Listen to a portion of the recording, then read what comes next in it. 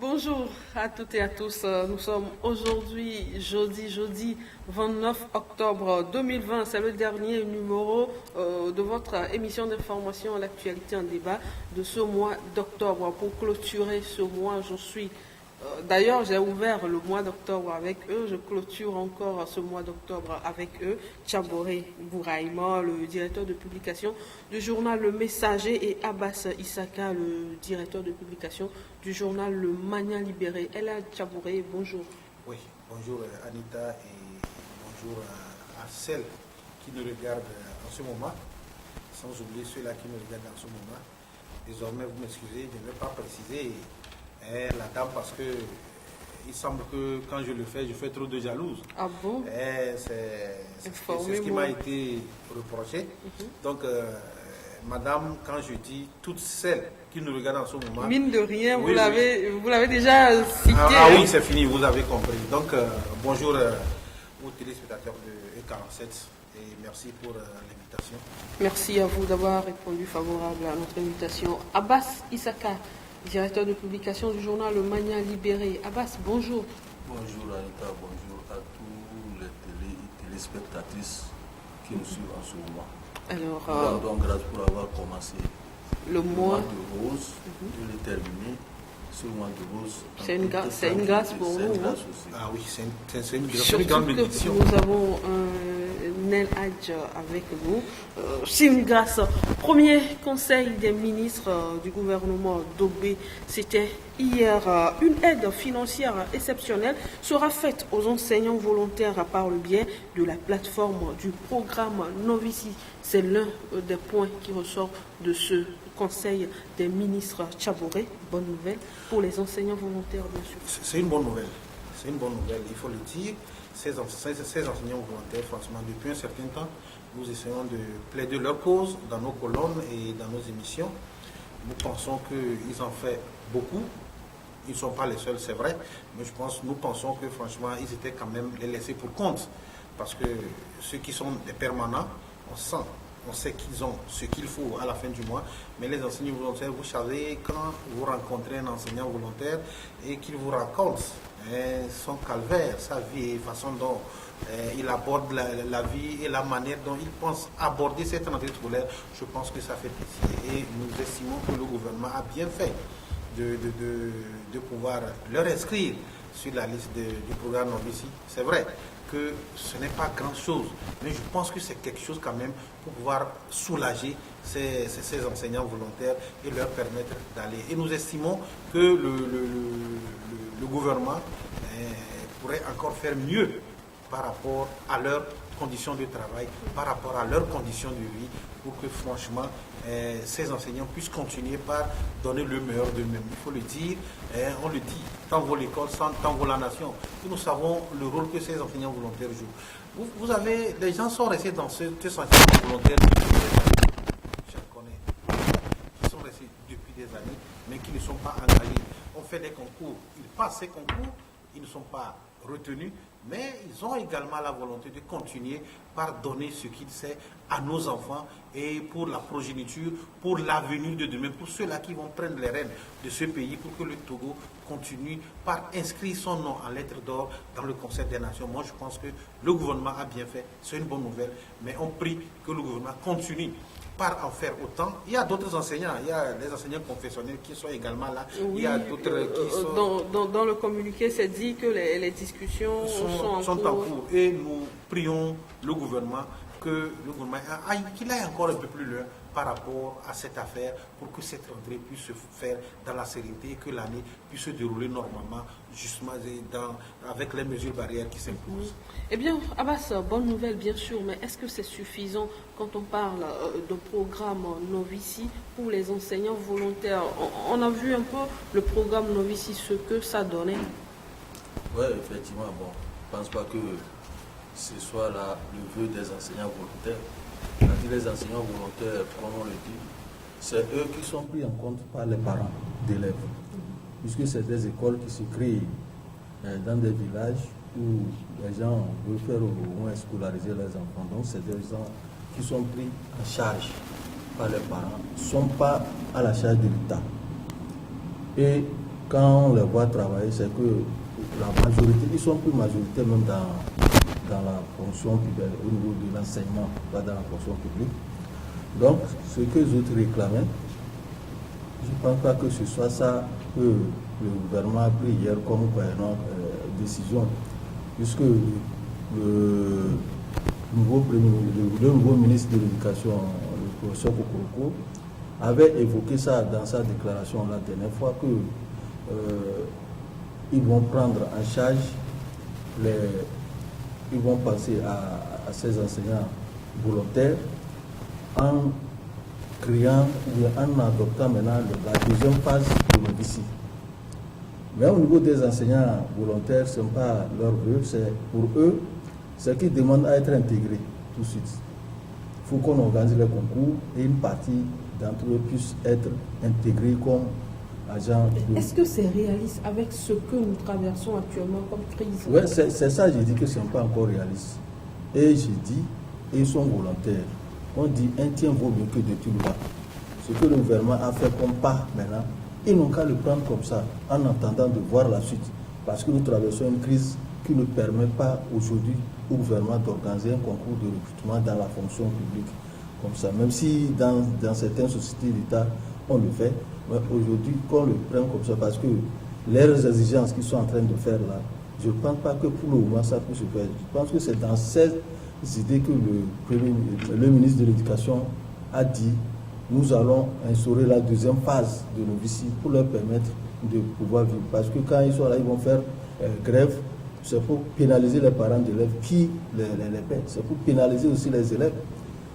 Puisque le ministre Kokoroko avait évoqué le fait que c'est le problème de création des écoles qui a amené à cette situation d'enseignants volontaires. Justement, et il compte mettre un frein à cela dans les jours à venir. Je crois qu'il a déjà pris la décision pour mettre un frein.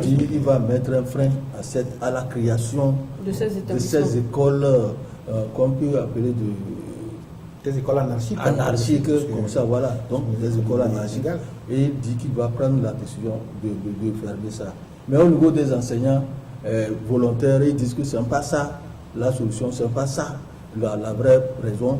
Que la vraie raison, c'est l'ANVT, l'Agence nationale du volontariat, qui engage des enseignants et qui les envoie dans les écoles.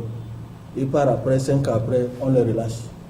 Et ça fait que ça vient. Au niveau de l'enseignement, c'est. Dans tous les services publics, donc dans tous les domaines, dans tous les services, dans toutes les ONG et autres, là, on envoie. Donc que c'est ça qui crée cette situation d'enseignants volontaires. Parce qu'après 5 ans, ils ne savent plus où aller, ils ont déjà acquis l'expérience. Donc il faudrait qu'on organise un concours pour les intégrer dans la fonction publique. Donc c'est leurs idées. Maintenant, je pense qu'un bras de fer semble engagé entre eux, les volontaires, et le ministère de l'enseignement, des enseignements primaires et secondaires. Donc on attend de voir comment ça va se passer, parce qu'un volontaire ne peut pas faire la grève. S'il fait grève là, c'est qu'il sera rapidement. Justement, Anita, c'est sur ce point moi je voudrais revenir. Je pense que nos amis, les enseignants volontaires, ce que moi je vais dire, ça ne va pas leur plaire, c'est vrai. Et je pense qu'ils font passer mal le message. Ils font passer mal le message. À partir du moment où, lorsqu'on dit que vous êtes enseignant volontaire, ça dit que vous n'êtes pas dans le dos de l'État. Vous ne faites pas partie des enseignants que l'État a eu à recruter. Il faut le savoir. Ce sont des parents d'élèves qui s'organisent pour venir en aide avec les chefs d'établissement, pour vous venir en aide à la fin de chaque mois. Ça, il faudrait faire passer ce message-là pour que les gens comprennent. Alors, dans ces conditions, est-ce que c'est la peine d'exiger du gouvernement ce que vous voudriez? Non. C'est vrai, on peut comprendre. Vous faites un travail noble, je l'ai dit tantôt. C'est un travail formidable. Et on le dit, ils sont plus nombreux que ceux-là même qui sont des enseignants permanents. Et ils font de leur mieux pour aider ce secteur à pouvoir aller de l'avant. À partir du moment où l'État a pris conscience et sait que c'est comme ça, nous allons vous aider. Moi, je pense qu'il ne faudrait pas, il ne sert à rien d'engager un bras de fer. Vous engagez un bras de fer, pourquoi? Abbas l'a dit tout à l'heure. Si vous faites grève, vous partez. Là, le gouvernement ne va même pas vous écouter. Il y a d'autres qui attendent. Et c'est vous qui perdez. Moi, je pense qu'il faut passer bien le message, réfléchir. Mais parfois, il faut faire aussi pression. Non, la pression, ça, oui, la pression, ça devrait aller d'une manière. Quand vous faites pression sur quelqu'un, c'est parce que vous avez un contrat, vous avez un lien de contrat avec la personne. Et vous, sur la base de ce lien, vous pouvez faire pression et la personne va vous écouter. Mais à partir du moment où vous n'avez pas un lien de contrat avec la personne, vous faites pression avec vous, je ne vais pas vous écouter si je veux. Mais je dis que l'État a une part de responsabilité pour faire en sorte que nos enfants puissent avoir les enseignants qui pour pouvoir leur donner des cours. Voilà pourquoi l'État a réfléchi à ce scénario. Et je suis d'accord avec le professeur Kokoko lorsqu'il dit qu'il faut limiter ces genres de choses. Alors là, est-ce que vous pensez que ce serait possible quand vous allez un peu dans les coins reculés, vous voyez ce que nous avons comme école? Si oui, ça serait possible. Oui, si ça serait possible, c'est possible si il y a un palliatif. C'est-à-dire qu'on ferme ces écoles et le gouvernement prend sur lui l'engagement de pouvoir organiser de façon formelle un concours, quand bien même nous sommes dans des conditions difficiles, pour recruter des gens et pallier à ceux qui créent des écoles de façon anarchique pour envoyer les enfants. Parce que il ne sert à rien de créer des écoles dans les contrées et que vous recrutez des enseignants et que les parents d'élèves ne soient pas capables de pouvoir soutenir. Si je vous dis ce que certains enseignants volontaires perçoivent à la fin de chaque mois, dans mon milieu, en toute sincérité, ça fait pitié. Et c'est en cela, moi je dis merci à ces bonnes volontés qui s'organisent souvent la plupart du temps, qui sont les cadres de certains milieux pour venir en aide à ces enseignants volontaires. Sincèrement, moi je dis, les enseignants volontaires, vous êtes nos frères, vous êtes nos parents, vous êtes nos petits frères, vous êtes nos aînés. Je pense qu'il faut passer bien le message et savoir comment réclamer ce que vous voulez pour que l'autorité puisse vous écouter. Franchement, vous n'êtes pas dans la position d'engager, dans une bonne position d'engager un bras de fer avec le gouvernement. Alors, Abbas, qu'est-ce qui pousse les parents d'élèves à créer ces écoles anarchiques? Est-ce parce que l'autorité ne prend pas sur elle la mesure de créer des écoles au niveau de chaque village ou de chaque canton, que ces parents sont obligés eux maintenant de créer ces écoles? Oui, effectivement, c'est le manque d'infrastructures scolaires et le manque d'initiative au niveau du gouvernement qui doit amener aussi l'école vers les populations. C'est-à-dire le gouvernement n'a pas assez de moyens pour amener l'école. Parce que vous allez voir dans un village où il y a des enfants qui vont prendre plus de 15 km pour aller dans un autre village, aller fréquenter. Donc ils ont pris cette initiative de créer ces genres d'écoles et souvent on les appelle les écoles d'initiative locale, EDIL. Et quand on les crée comme ça, donc il faut chercher des enseignants. Et quand on cherche des enseignants, on dit vous êtes des volontaires, vous allez aider vos petits frères. Et ils sont engagés comme ça, ce ne sont pas engagés avec contrat, mais c'est des volontaires. Ils ne sont pas reconnus par l'État. Ce qui veut dire qu'ils ne sont même pas, leur présence dans les édiles n'est pas portée à la connaissance de l'État.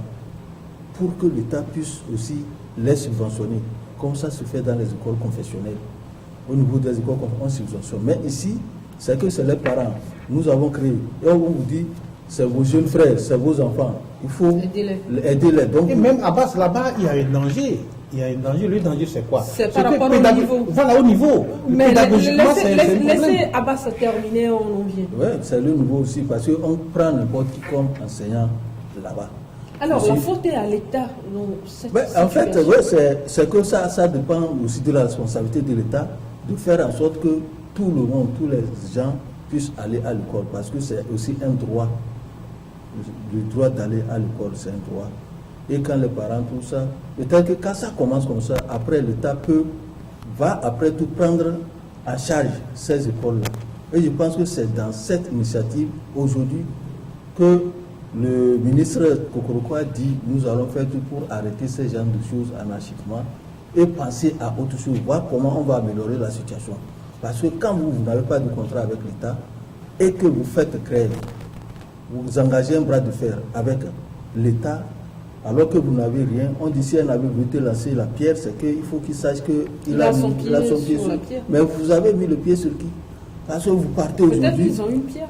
Vous partez aujourd'hui, demain, il y a des gens des candidats qui sont là et ils ne gagnent même pas un franc, mais ils voient que vous gagnez 5 000, 10 000, ils vont s'engager pour aider leurs frères. Donc il faudrait que les gens puissent réfléchir. Hier, j'ai vu un de leurs communiqués qu'ils ont fait sortir circulent sur les réseaux sociaux pour dire qu'ils ne sont pas d'accord et qu'ils vont boycotter la rentrée prochaine. Donc, ce qui veut dire qu'ils sont en train d'engager un bras de fer où ils ne devaient pas le faire. Ils doivent maintenant engager au moins des discussions au niveau de l'État avec le ministère en charge de l'éducation et même le secteur des parents d'élèves. Et autres, sinon, ils ne peuvent pas dire qu'ils vont boycotter la rentrée scolaire. Ils boycottent, demain, il va y avoir d'autres qui vont venir prendre leur place. On l'a vu ici en 2017, même les enseignements engagés en 1997 qui ont tenté de faire grève, qui ont fait grève, ont été totalement balayés parce qu'il y a des gens qui sont dans l'attente et c'est eux qui sont là. Aujourd'hui, ce sont ces enseignants qu'on a renvoyés en 1997 qui sont allés dans les écoles privées. Ils n'ont pas de numéro matricule. Donc aujourd'hui, vous, les enseignants volontaires, il faut que vous vous contentez de ce que vous avez aujourd'hui. C'est maintenant que l'État va commencer par vous reconnaître, donc qu'on puisse aller doucement et engager une discussion avec l'État pour qu'au moins on puisse vous avoir votre reconnaissance et voir dans quelles conditions l'État peut vous venir en aide. Sinon, l'État n'est pas obligé de... Entrer en bras de fer avec l'État, c'est dangereux. C'est dangereux. L'État n'est pas obligé même de leur donner quelque chose. Parce qu'ils ont des contrats avec les parents d'élèves. Les parents d'élèves, ils ne sont pas des agents de la fonction publique. Ils ne sont pas... Pour être agent de fonction publique, il faut faire un concours de recrutement. Ils ne l'ont pas fait. Donc, ce n'est pas la peine d'engager un bras de fer. Moi, je voulais au moins qu'ils reprennent conscience et engage une procédure de dialogue qui va au moins leur mettre dans un certain nombre de droits qui vont pouvoir, parce qu'on a commencé avec nos lycées, ça peut évoluer à quelque chose. Il faut qu'ils comprennent ça. Tchabouré, tout à l'heure, vous étiez en train de parler du niveau de ces enseignants volontaires. Une chose est de posséder la connaissance, l'autre chose est de la transmettre. C'est ça. Vous savez, nos instituteurs, nos enseignants, ils sont tous passés soit par l'ENES, soit par l'ENI et autres là. Est-ce que ces enseignants volontaires-là, ils ont le niveau de ce qu'ils transmettent aux Non, élèves? Anita, tu m'excuses, mais je dirais non. Et qu'il m'excuse. Pas en termes péjoratifs, non. C'est justement parce que même après nos formations que nous avons eues au niveau de l'université, je crois qu'il y a des stages que nous passons. Nous passons au stage et on acquiert une certaine expérience avant même d'aller passer des concours et réussir. Même au niveau de ces concours, quand vous réussissez le concours, dans les services où vous êtes recruté, il y a des moments où on vous envoie dans des stages pour pouvoir relever le niveau et vous mettre sur un équilibre. C'est ça. Et par rapport à ce qui se passe au niveau des enseignants, les gens quittent, certains, d'autres même ont fait à peine la troisième, d'autres font à peine la quatrième. Et aujourd'hui, quand vous allez dans certains contrées, ils sont recrutés pour donner le savoir aux élèves. Vous voyez le niveau qu'auront ces élèves par rapport à la pédagogie. Ils n'ont aucune pédagogie. Donc ça affecte directement le niveau des élèves. Et c'est ce qui fait qu'aujourd'hui nous crions partout que le niveau de l'école baisse. Donc moi je pense que ce que le ministre Kokoko entreprend, je pense que c'est une belle initiative. Et ça va permettre également... Au début, ça fera mal. Oui, ça va faire mal. Mais on ne peut pas faire des omelettes sans casser les œufs. Je pense que c'est une belle initiative et nous espérons que lorsque ces écoles seront fermées, on va arrêter cette histoire d'école anarchique. Le gouvernement, en prenant sur lui l'engagement de pouvoir canaliser cette histoire, va faire en sorte que les enseignants qui seront recrutés seront également des enseignants bien nantis, bien formés, pour pouvoir donner la vraie connaissance à nos élèves. Parce que si la base est faussée, n'oubliez pas que le niveau, c'est-à-dire que ce qui va advenir, on ne pourra pas supporter. Vous allez voir, les gens ne pourront pas donner le meilleur d'eux-mêmes, le niveau requis pour que l'État ou bien pour que le pays puisse avancer. Ça va être un problème. Je suis d'accord que l'État a une certaine responsabilité par rapport à ce qui se passe. Mais n'oublie pas aussi, nous sommes dans une démographie galopante aujourd'hui. Les gens évoluent énormément. Et le Togo n'en est pas du reste. Les gens évoluent. Quand vous allez dans des pays, vous allez dans des coins où il y a de cela 10 ans, 15 ans, vous avez vu, mais quand vous arrivez, il y a la population qui s'est agrandie. ça dépasse un peu la capacité de l'État. Donc nous pensons que l'État va réfléchir en profondeur pour pouvoir trouver une solution à ce problème. Eh bien, la crise sanitaire, oui, rapidement. Parce que par rapport au niveau de ces enseignants, vous n'êtes pas sans savoir que les enseignants qui sont dans la fonction publique, après, ils sont passés par l'ENA ou soit par l'ENI. Quand vous faites un concours de recrutement, c'est pour vous former à comment on rend la pédagogie. On vous forme comment enseigner. Or, quand vous prenez au niveau des volontaires, aucun ami qui est à l'école là-bas, c'est des gens qu'on a pris à la foulée, parce que lui, il a son BPC, au moins lui, il a un niveau 3e, il peut tenir les enfants sans aucune expérience. Tout comme les répétiteurs, quoi. Tout comme les répétiteurs. Et ici, même dans les écoles privées, c'est la même chose, parce qu'ils ne sont pas passés par l'ENA ou bien l'ENI, où on forme. Vous avez vu que pour la rentrée, là, pour préparer la rentrée, il y a une semaine que le ministre a mis, c'est-à-dire de 26 octobre jusqu'au 30, pour rehausser le niveau des enseignants et les réadapter à la situation actuelle. Et actuellement, ils sont en train de le faire. Est-ce qu'au niveau des volontaires, là, on le fait? Non.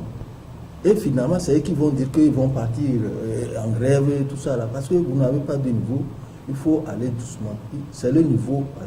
Quand on parle de baisse du niveau de nos enfants, c'est ça par rapport à ça a un lien. Ça a un lien avec ça. Je donne un exemple que les téléspectateurs puissent me... Ça, c'est mon propre cas. Au début, quand mon enfant était en classe de 6e, j'ai pris, c'est quelqu'un, un frère, une connaissance qui m'a apporté, qui m'a amené quelqu'un pour répéter l'enfant. Mais j'ai constaté que durant les 2 premiers mois, ça n'allait pas. Le niveau que l'enfant avait avant d'arriver même en classe de 6e, le niveau a baissé. Mais j'ai commencé par m'interroger, je lui ai posé la question. Est-ce que tu es vraiment enseignant? Il dit qu'il enseigne dans une école privée. Mais tu fais quoi? Il dit que lui, il est en FASEG ou bien en mathématiques à l'université. Et j'ai compris en même temps qu'il y a quelque chose qui n'allait pas.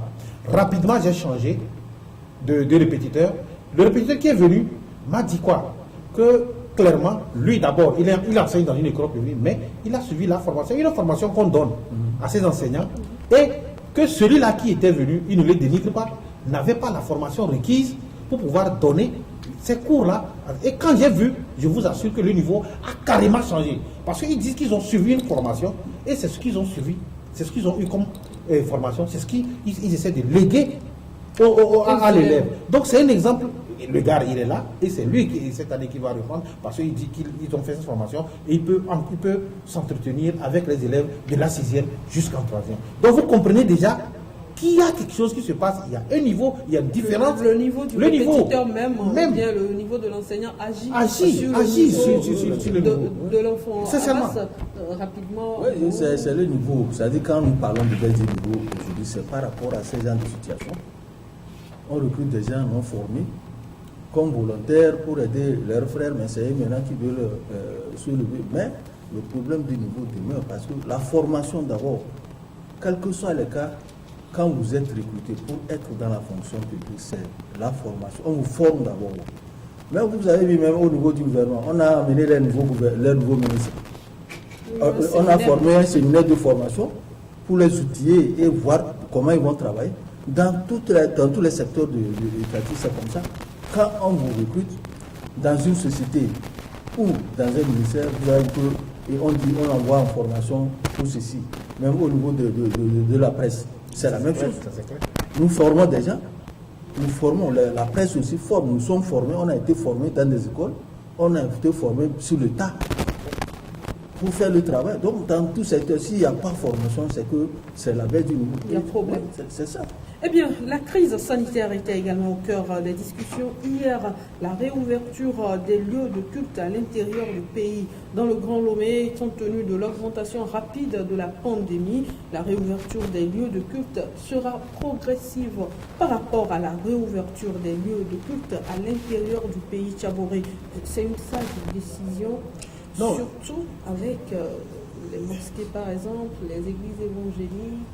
Justement, des prières. Moi, je pense que le gouvernement a peut-être analysé l'évolution, la courbe de l'évolution de la pandémie pour prendre une telle décision.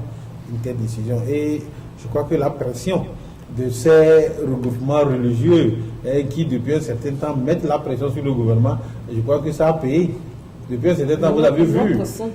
Non, justement, non, vous avez payé, vous avez vu ce que la manière dont ces groupes religieux essaient de se retrouver, de mettre la pression. Ils ont même, ils ont menacé le gouvernement, si je peux dire ainsi.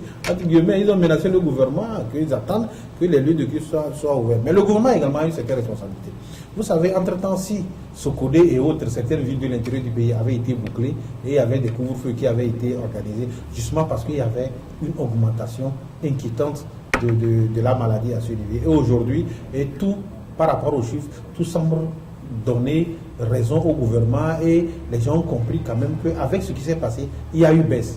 Maintenant, il faudrait que le gouvernement prenne les dispositions par rapport à cette décision de rouvrir les trucs. Si on ne prend pas garde, ce qui va se passer, ça va être encore pire. Vous voyez ce qui se passe aujourd'hui en Europe, où on estime que la deuxième vague va être encore plus inquiétante que la première vague. Moi, je dis, au même moment, je l'ai toujours dit ici sur ce plateau, que le gouvernement prend l'initiative de rouvrir ou bien de nous donner un peu un espace de liberté par rapport à cette pandémie. Au même moment, nous devons être responsables. Nous devons être responsables. Parce que selon le communiqué, c'est le manque de responsabilité dans le Grand Lomé. C'est tout. C'est tout. Dans le Grand Lomé, si on vous donne les chiffres, Anita, vous allez prêter. Et ce n'est même pas encore fini parce que vous avez vu comment les tests se déroulent. On l'a toujours dit ici. Si vraiment on devait faire des tests grandios, mais vous allez voir, on aurait plusieurs cas. Et les asymptomatiques qui sont là. Donc moi, je pense que le gouvernement a pris une décision. C'est une bonne décision pour satisfaire les populations. Nous savons comment les gens vivent pour satisfaire les responsables religieux. Mais au même moment que ces responsables religieux se disent que nous avons mérité ce que le gouvernement nous a fait comme confiance. C'est une confiance en quelque sorte. Il faut que les gens se responsabilisent. Et à Lomé, il faut que les gens se patientent. Sincèrement. Parce que ce qui se passe est très grave. Aujourd'hui, lorsque vous allez dans ces centres, lorsque vous faites une petite enquête, c'est grave. Dans certaines zones, mais c'est grave. Malgré les cris que nous faisions, que ce soit sur les radios, que ce soit au niveau des plateaux de télévision, mais les gens continuent par vivre comme si de rien n'était. Et c'est inquiétant. Vous avez vu le nombre de morts qui augmente au jour le jour. Heureusement que ces derniers temps, il y a eu quand même la calmie par rapport au nombre de morts, mais les contaminations continuent. Et il y en a au sein de la population. Il faut qu'on se responsabilise. Il ne sert à rien. C'est vrai, les gens écoutent ce qui se passe sur les réseaux sociaux. Il y a certains qui restent à l'extérieur du pays, qui sont au niveau des autres, qui balancent, qui essaient de faire une analogie, ils balancent, ils disent que cette maladie, c'est un faux problème, que ça n'existe pas, que les gens veulent créer un nouveau monde. C'est pourquoi ils ont fait ceci, c'est pourquoi ils ont fait cela. À partir du moment où les gens ont eu à atteindre, c'est-à-dire à avoir cette maladie, et ils ont eu à témoigner. Ils disent, est-ce que c'est ce monde, ce gouvernement mondial-là qui a demandé à ces gens-là de témoigner? Les gens sont tombés malades, il faut qu'on comprenne. La seule chose, je dis, le Togo, ici, nous ne sommes pas nombreux. Nous avons un avantage, c'est qu'on n'est pas nombreux, à peine 8 millions d'habitants. Je dis, on peut faire quelque chose en étant responsable. Si nous sommes responsables, moi je pense qu'on peut limiter quand même la propagation de cette maladie. Voilà, Abbas, la réouverture de ces lieux de culte à l'intérieur du pays ne serait pas l'occasion de créer de nouveaux foyers du virus? Bon, on espère que le gouvernement a étudié la situation avant de rouvrir les églises. Parce que vous n'êtes pas sans savoir que le bouclage des villes de la région centrale est arrivé par rapport à la fête de la Tabaski, où on disait qu'il y avait des gens qui étaient venus du Ghana, de l'extérieur, et ils sont venus contaminer les gens. Aujourd'hui, avec cette ouverture, surtout à l'intérieur du pays, de tous les lieux de culte, il faudrait que des sensibilisations soient bien menées et qu'on puisse surveiller les populations, les pratiquants, qu'ils veillent au respect des mesures barrières. Et à chaque mosquée, à chaque église, devant chaque église protestante, tout ça là, on met des choses pour que... Je ne sais même pas comment ça va se passer là-bas, parce que quand vous voyez ce qui se passe... Est-ce qu'ils auront le temps encore de mettre même ici, les cache-nez? Même ici, alors, quand je prends le cas de la religion musulmane, je ne pense pas que là on respecte les mesures barrières. Les gens ne respectent pas. Mais là, est-ce que vous vous serrez la main dans la mosquée? Non, on ne se sert pas même. Le fait qu'on soit côte à côte, ça dit serré, il n'y a pas d'espacement. Il n'y a pas d'espacement. Il n'y a pas d'espacement. Alors que lorsqu'on avait voulu ouvrir les mosquées et les lieux de culte, on a dit, quand c'est à la mosquée, chacun va avec son tapis et respecter les mesures barrières. Mais ce n'est pas le cas. Il n'y a pas de respect à bas, c'est ça, je t'assure. Il n'y a pas de respect. Les gens ne respectent pas. Donc c'est très inquiétant. À l'intérieur, c'est inquiétant par rapport à ça. Je sais que dans les églises, on a séparé, comme les gens s'assoient sur les bancs, il y a un espacement on a mis les numérotés. On a numéroté parce que j'étais dans une église pour assister à un mariage. C'est ce que j'ai vu à Estaou. Ce que j'ai vu, c'est bien respecté. Là, c'est séparé. Et je crois que c'est la même chose dans toutes les églises. Mais au niveau des musulmans, surtout à l'intérieur du pays, là, je pense, ça ne serait même pas. À Lomé, ça n'est même pas respecté. Donc, par rapport à Lomé, où c'est progressivement que tous les lieux de culte seront ouverts, je pense que c'est bien étudié parce que quand vous prenez aujourd'hui, le Grand Lomé devient un grand point de contamination. Oui. La dernière fois, selon le comité, parce que le comité, à la dernière fois, on a dit il y a 23 contaminations et quand on prend dans ces 23 contaminations à Aboy ici, dans la préfecture d'Aboy, c'est 22 personnes sur 23. Donc ce qui veut dire qu'il faut prendre des mesures. Sinon, en Europe, on est en train de constater la deuxième vague. Et en France, on va au confinement.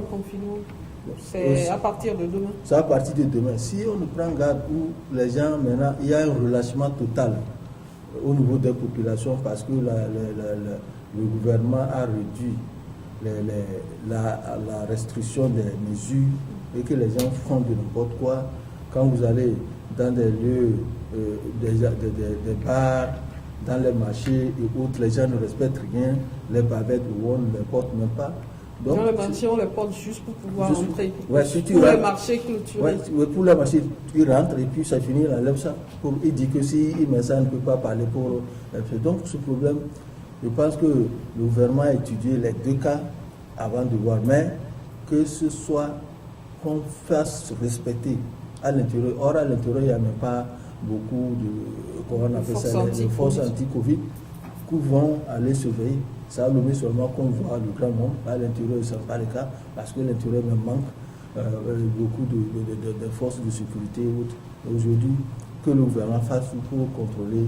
Et que tout le monde soit responsable. Un mot avant qu'on aborde la une des journaux. Non, moi je pense que c'est de la responsabilité. Il n'y a rien à faire. Que les gens sachent que lorsque tu tombes malade, ce n'est pas moi qui souffre. C'est plutôt celui-là qui est tombé malade, c'est lui qui souffre. Et quand c'est comme ça, c'est ta famille, c'est ton entourage. Que les gens le comprennent. Alors prenons en garde et prenons les dispositions. Il ne sert à rien. On dit que c'est une maladie. C'est comme il faut croire. Hein? Il faut croire. Il faut croire. Parce que si nous croyons, et après tout on nous dit qu'il n'y a pas de maladie, on n'aurait rien perdu. Mais après tout, s'il y a maladie, on le croit, on prend les dispositions, je pense qu'on aura tout gagné. Qui le dit, je crois que c'est un philosophe qui l'a dit, il a dit par rapport à l'existence de Dieu, mais nous pensons qu'à Lomé, il y a encore un travail à faire, il y a un problème. Lorsque, au niveau, je parle de notre religion, nous, c'est là-bas qu'il y a un problème. Moi je le dis parce que j'ai constaté. Quand vous allez dans une mosquée, les mosquées qui ont été autorisées, d'abord, au premier abord, quand le temps de la prière arrive, vous restez, les gens attendent. Quand l'imam va commencer à me prendre, vous voyez les gens courir pour venir s'insérer à côté de vous, alors que c'est interdit. Alors que c'est interdit. Je pense que au niveau de nos responsables, il va falloir qu'ils revoient ça. Parlez aux fidèles. Ne serait-ce que quand vous venez prendre, ne serait-ce que 5 minutes pour parler de ça. Il y a des gens qui le font, il y a des mosquées qui le font. Et ça, moi je leur jette les fleurs. C'est-à-dire quand ils arrivent, ils prennent 5 minutes et maintenant ils parlent, ils sensibilisent les gens. Ils parlent de la maladie et ils leur disent ce qu'il faut faire pour ne pas l'attraper. Maintenant, il faut que cela continue et qu'on dise quand même aux fidèles que ce n'est pas bien. Lorsque il y a des dispositions qui ont été déjà prises, les gens ont déjà pris leur lieu, ce n'est pas la peine que certaines viennent s'agglutiner pour pouvoir briser ce lien, pour pouvoir briser ces distanciations et pour être exposés à la maladie. La une des journaux À présent, aujourd'hui, ce sera avec Tchaboré et Abbas. Nous commençons avec le Mania libéré, puisque nous avons parlé du Conseil des ministres, notamment avec la situation des enseignants volontaires et du coronavirus. Le Mania libéré, coronavirus et année scolaire 2020-2021, le grand challenge du ministre Kokoroko. Les innovations en raison de la pandémie à coronavirus. Abbas, quelles sont ces innovations? Donc, les innovations, je crois que lorsqu'on parlait du Conseil des ministres, de décision, nous les avons évoquées un peu, c'est le fait que par rapport à ce Covid-19, on a vu les dispositions, les mesures qui ont été prises au niveau du ministère de l'Éducation nationale afin de permettre à tout le monde de bien reprendre l'année scolaire. Sinon, on avait dit en temps que c'est le 26 octobre que tout le monde devait aller à l'école, et les enfants, et les apprenants, et les enseignants. Mais on a vu que la situation était un peu compliquée. Il faudrait faire de telle sorte que les enseignants puissent être reconvertis par rapport au fait que le gouvernement avait dit qu'on va étendre la semaine de lundi à samedi et comment le dédoublement des classes, des effectifs et autres là. Donc il faudrait que les enseignants puissent être mis au parfum de ça. Et c'est l'Institut national de l'éducation au niveau de l'université qui a été chargé de former ces enseignants, l'INSEE, voilà, qui est chargé de former ces enseignants pendant 7 semaines pour qu'ils puissent bien en embrasser l'année avec le 2 novembre prochain. Donc c'est une des innovations pour permettre aux gens d'être un peu au parfum de ce qui va se passer. Donc, bon, Abbas, si tu permets... Moi, à l'instant, permettez-lui de terminer au moins. Donc il y a des choses qui sont prises, la formation des enseignants, ce qui va se passer au niveau des écoles, comment le dispositif sera fait au niveau des parents d'élèves et au niveau de cette rentrée scolaire qui va permettre aux enfants le 2 novembre d'aller... C'est beaucoup de choses.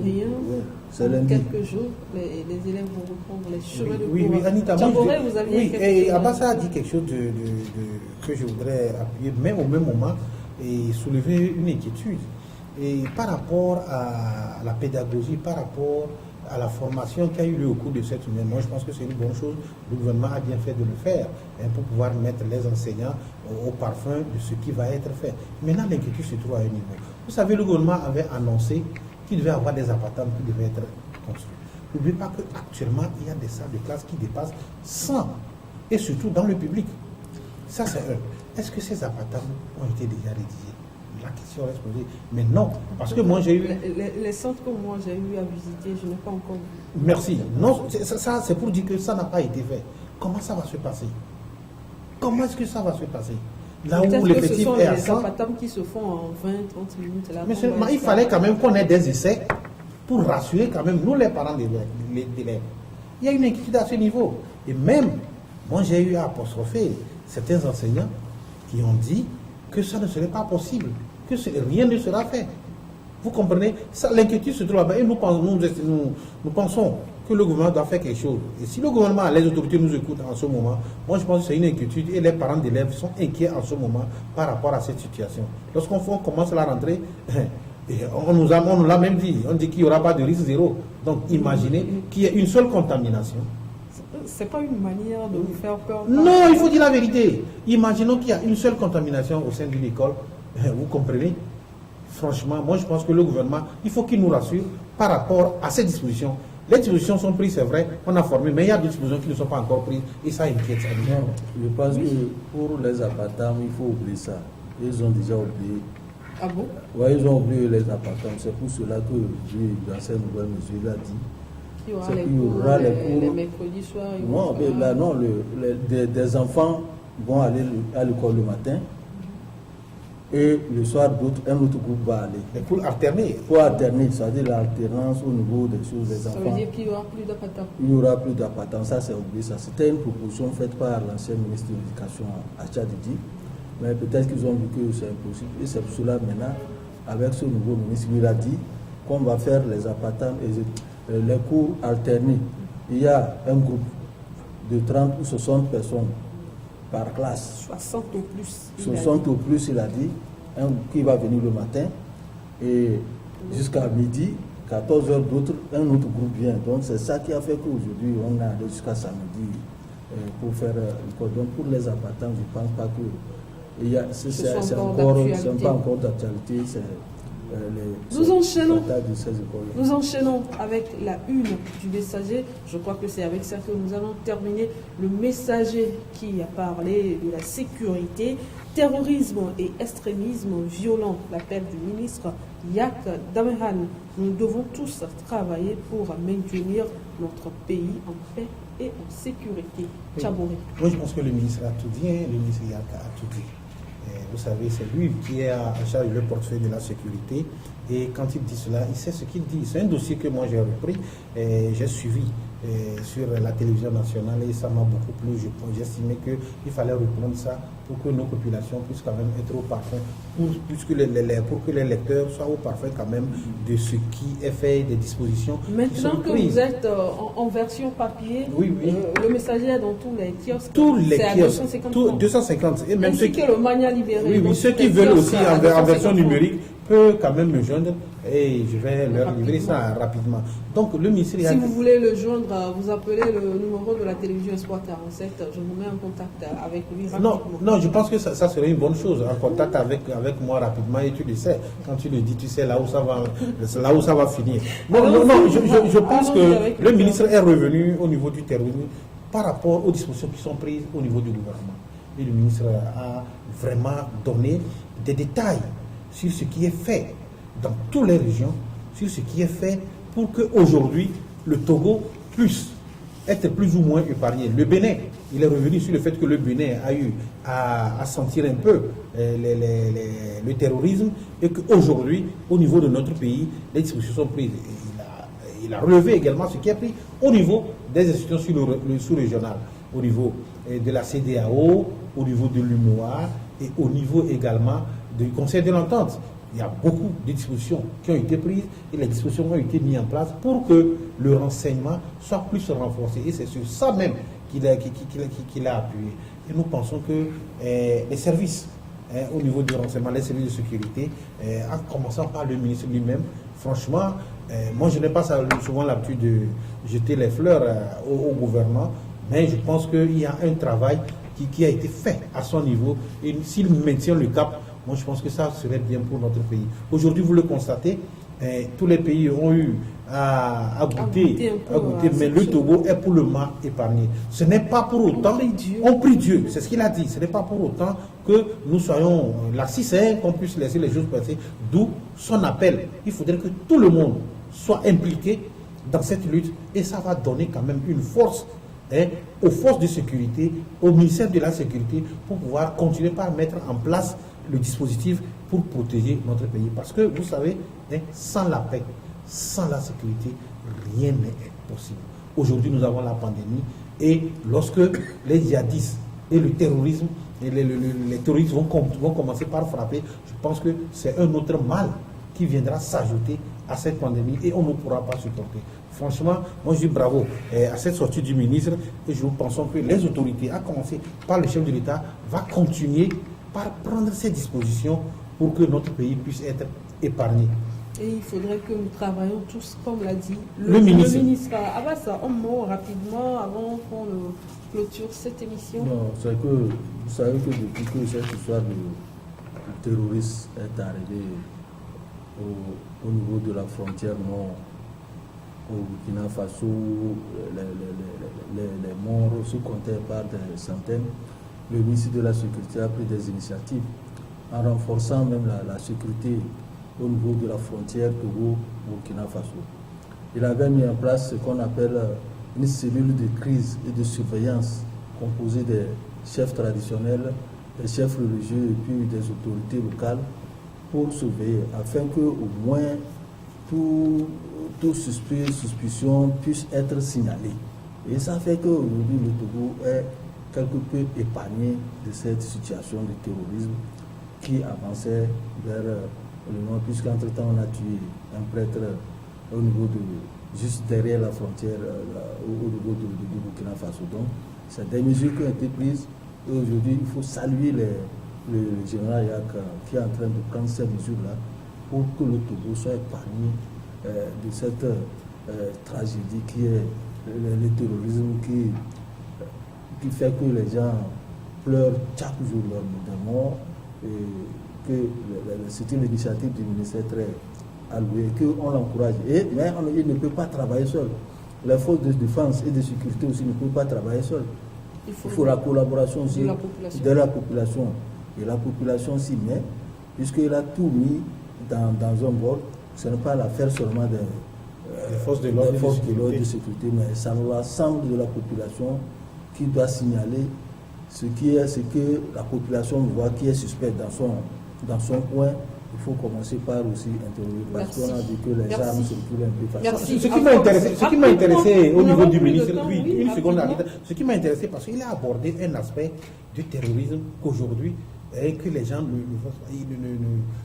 le savent pas. Il a parlé de la digitalisation. Comment est-ce qu'un terroriste aujourd'hui peut rester dans son coin à base de l'Internet, puisse faire exploser tout le monde. Donc, il a dit que le gouvernement était en train de travailler pour prendre en compte tous ces aspects et associer la formation des forces de l'ordre et de sécurité à ce nouveau mode de terrorisme pour leur donner les moyens pour qu'ils puissent faire. Je pense que les lecteurs doivent chercher carrément le journal. C'est dans les kiosques, c'est très intéressant. C'est à 250 francs seulement. Justement. Si vous voulez la version numérique, appelez le 93 45 49 49.